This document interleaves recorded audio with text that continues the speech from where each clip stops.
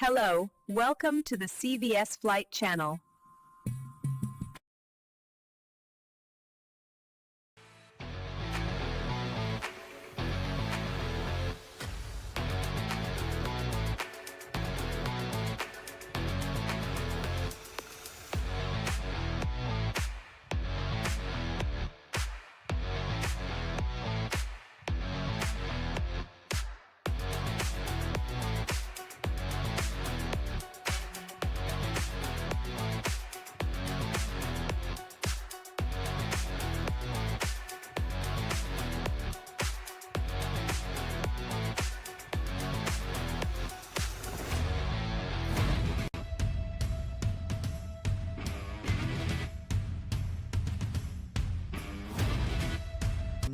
Ouais, on voit, Mitch Payton qui essaye de le consoler. On voit Levi Kitchen qui était présent au podium. Je pense qu'ils l'ont ils l'ont convoqué pour, lui dire qu'il a été, pénalisé, de 4 positions.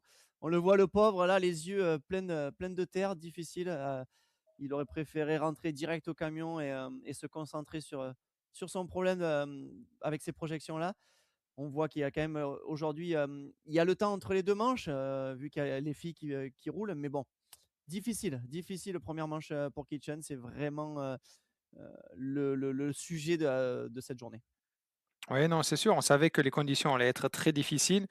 Elles sont meilleures que ce qu'on pensait, Mmh. parce qu'ils ont pu travailler le terrain avec les bulldozers. Il a arrêté de pleuvoir, donc c'est vrai que les premiers tours étaient délicats, mais après le circuit s'est mis en place et ça a été de mieux en mieux. Je pense que ça va nous amener une belle journée. La deuxième manche sera beaucoup mieux et la troisième encore mieux, on va dire, avec le nombre de pilotes qui passent. Donc c'était vraiment, pour moi, ce que je trouve bizarre, c'est cette erreur stratégique à répétition chez ProCircuit. On Ouais. sait qu'en phase 2, ils ont une armada de YAM. On a pu voir les résultats avec, plus de 10 pilotes qui sont dedans et là, cette erreur-là, c'est vraiment, exceptionnel. J'ai du mal à comprendre. Ouais, beh, tu en as parlé aussi Sébastien. Le week-end dernier, Levi Kitchen qui se met à l'extérieur. Il rentre premier en grille, vu qu'il gagne la première manche, pour la deuxième manche et il se met, ouais, vachement à l'extérieur. Donc forcément, les mecs, les Yamaha et surtout son adversaire, principal, Cole Davis, beh, il va se mettre à son intérieur il s'est fait sortir de la piste et il a perdu énormément de points. Maintenant, aujourd'hui, on est à Butts Creek. Il fait la pole au chrono, il rentre en tête. Bon, Butts Creek, il s'est mis à la première intérieure. Bonne stratégie.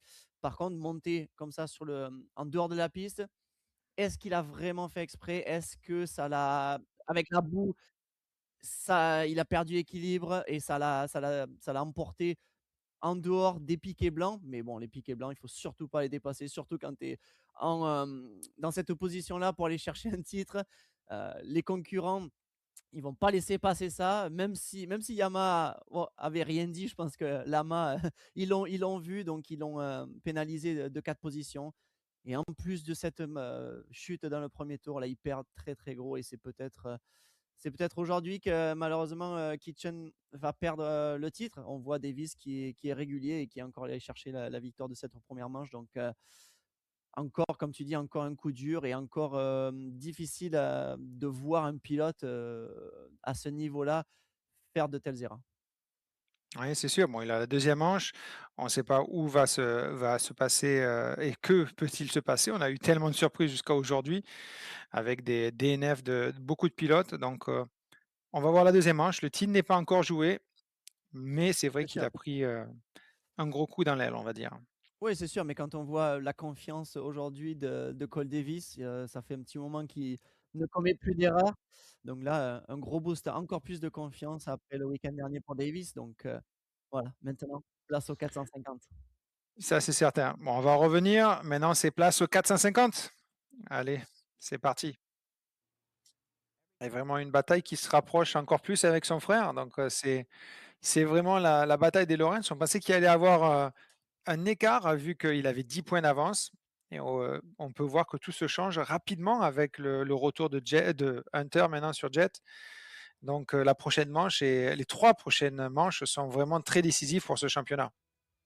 Ouais, carrément. Ben, on se régale parce que c'est la même chose en 250. Donc, mais le truc, c'est que là, les frères Lawrence sont quand même très, très réguliers. Même quand tu as Jet, il se retrouve 22e, il remonte 5e. Donc, c'est impressionnant. Et ils arrivent à ramener à chaque fois de gros points. Seulement, Hunter, le week-end dernier, en a perdu gros puisqu'il n'a pas pu repartir après sa chute et qu'il a abandonné. Donc, mais là, voilà, comme tu l'as dit, Seb, positif. Les frères Lawrence, c'est hallucinant. Il n'y a jamais de trop bas ou de trop haut émotionnellement. Ils savent rester concentrés, ils savent ce qu'ils ont à faire. On voit Jet, il remonte 5e, il perd des points, il sauve quand même de gros points, mais il en perd face à son frère. Mais bon, il reste positif, il sait qu'il y a encore des manches. De l'autre côté, son frère, il gagne, mais il s'enflamme pas. Il sait qu'il y a encore des manches. Donc, non, vraiment, c'est un régal de suivre ces deux frères se batailler pour ce championnat.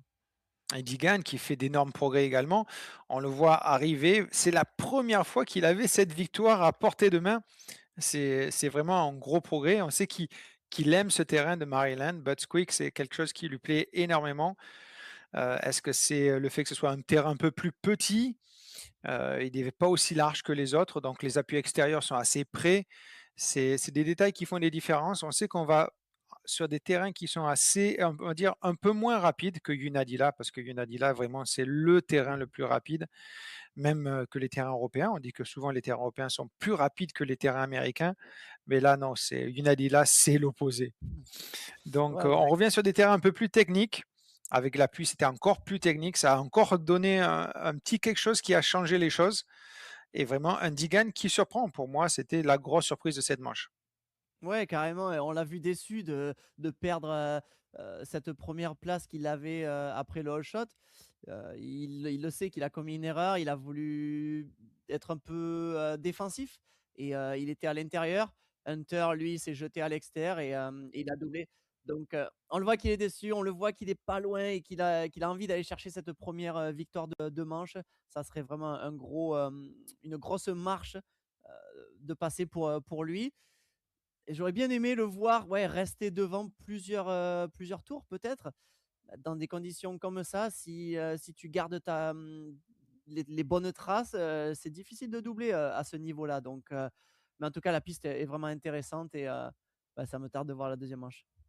Et on va voir si la deuxième manche nous amène avec des surprises. On ne sait pas, en 250, est-ce qu'il peut arriver quelque chose à Cole Davis? On sait qu'il est très régulier. Il a eu un DNF cette année parce que son réservoir avait été percé lors d'une manche à Millville. Donc, croisons les doigts. On ne souhaite pas qu'il y ait de problème, mais la bataille est là. Donc, Mmh. on revient. Allez, à tout de suite.